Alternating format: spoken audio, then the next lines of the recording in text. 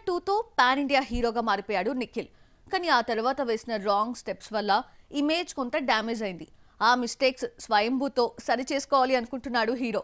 స్వయంభూ విషయంలో క్లారిటీ ఇచ్చేశాడు నిఖిల్. మరి మరో పీరియాడిక్ ఫిల్మ్ సంగతేంటి? కార్తికేయ 3 పట్టాలెక్కేదెప్పుడు? జోవియల్ క్యారెక్టర్స్ నుండి నిఖిల్ సిద్ధార్థ్ను టోటల్ గా చేంజ్ చేసింది కార్తికేయ.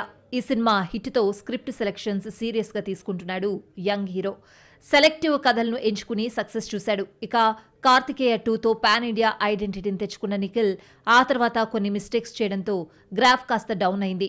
18 పేజెస్ డీసెంట్ మూవీగా నిలవగా స్పై, అప్పుడో ఇప్పుడో ఎప్పుడో చిత్రాలు disaster talk తెచ్చుకున్నాయి.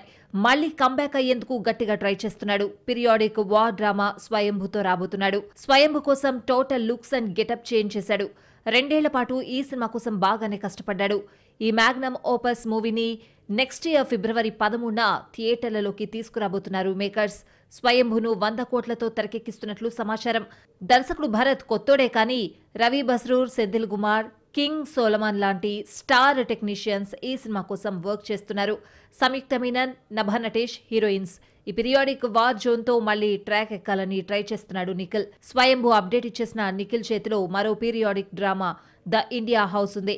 Love and revolution backdrop లో రూపుదిద్దుకుంటోంది. ఇందులో నిఖిల్ సరసన సాయి మంజ్రేకర్ నటిస్తోంది. Bollywood star actor Anupam Kher key role play చేస్తున్నారు. ఈ వెంచర్లో వన్ ఆఫ్ ద ప్రొడ్యూసర్ గా వ్యవహరిస్తున్నాడు రామ్ చరణ్. ఇది కూడా 2 ఏళ్ల నుండి షూటింగ్ జరుపుకుంటోంది. ఆ మధ్య సెట్లో ప్రమాదం జరిగినప్పుడు అర్థమైంది సినిమా లైన్లోనే ఉందని. మరి దీనిపై అప్డేట్ ఎప్పుడు పంచుకుంటాడో, అలాగే కార్తికేయ 3 ఉంటుందని గతంలో హింట్ ఇచ్చిన స్వామిరార హీరో అదెప్పుడు పట్టాలెక్కిస్తాడో చూడాలి.